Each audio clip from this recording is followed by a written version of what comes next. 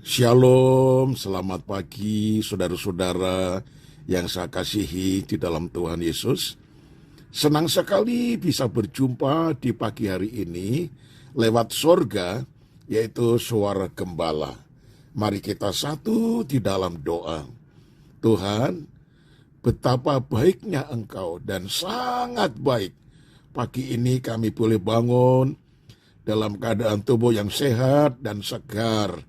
Itu sebabnya memulai aktivitas sepanjang hari ini, kami mau membuka hati, pikiran, dan telinga kami untuk mendengar dan menerima firman Tuhan. Terima kasih Tuhan, berfirmanlah dalam nama Tuhan Yesus, haleluya, amin. Tema renungan pagi ini yaitu pelayanan yang berkenan. 1 Korintus 1 ayat 28 berkata demikian. Dan apa yang tidak terpandang dan yang hina bagi dunia dipilih Allah. Bahkan apa yang tidak berarti dipilih Allah untuk meniadakan apa yang berarti.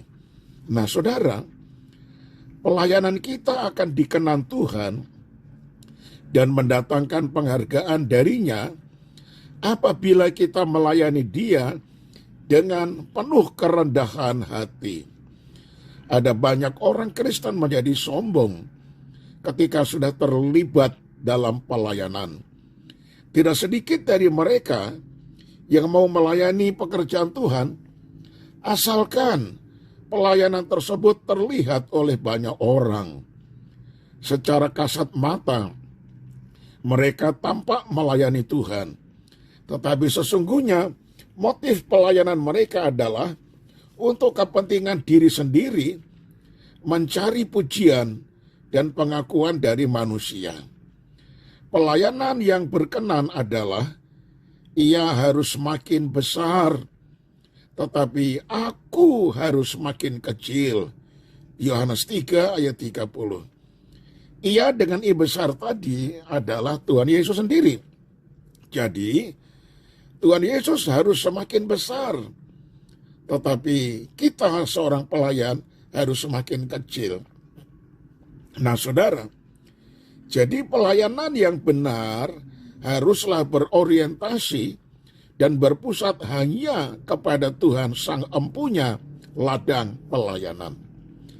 Dalam melayani Tuhan, kita tidak bisa mengandalkan akal atau kekuatan sendiri. Kita harus senantiasa mengandalkan Roh Kudus, sebab melayani Tuhan itu tidak berbicara tentang kemampuan atau kehebatan seseorang. 1 Petrus 4 ayat 11 berkata demikian.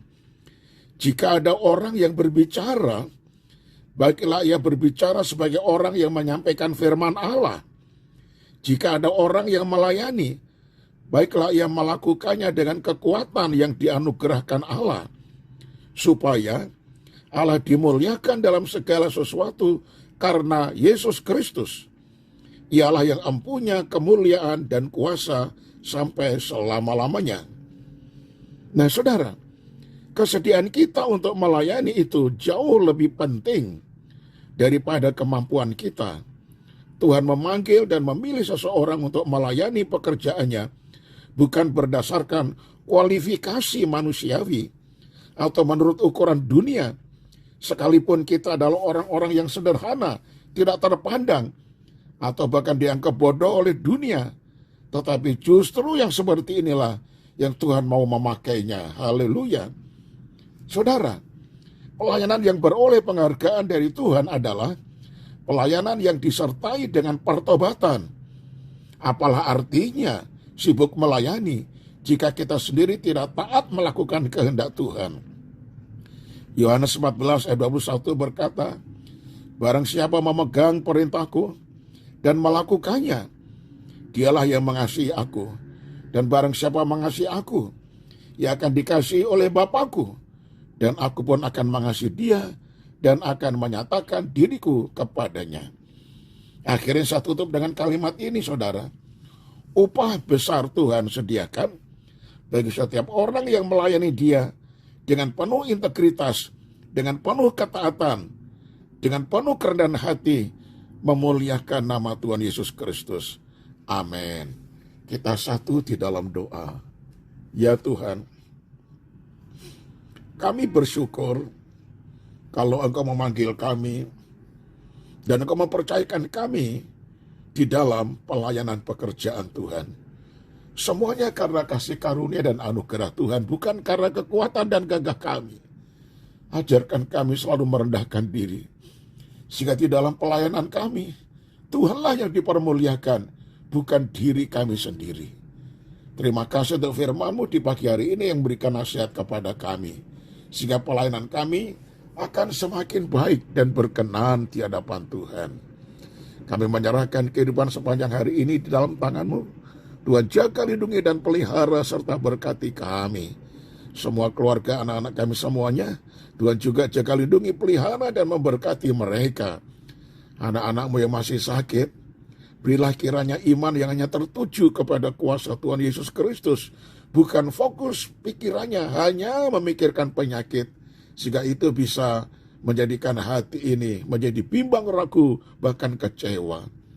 Terima kasih banyak Bapa, segala pujian hormat hanya bagi kemuliaan nama-Mu.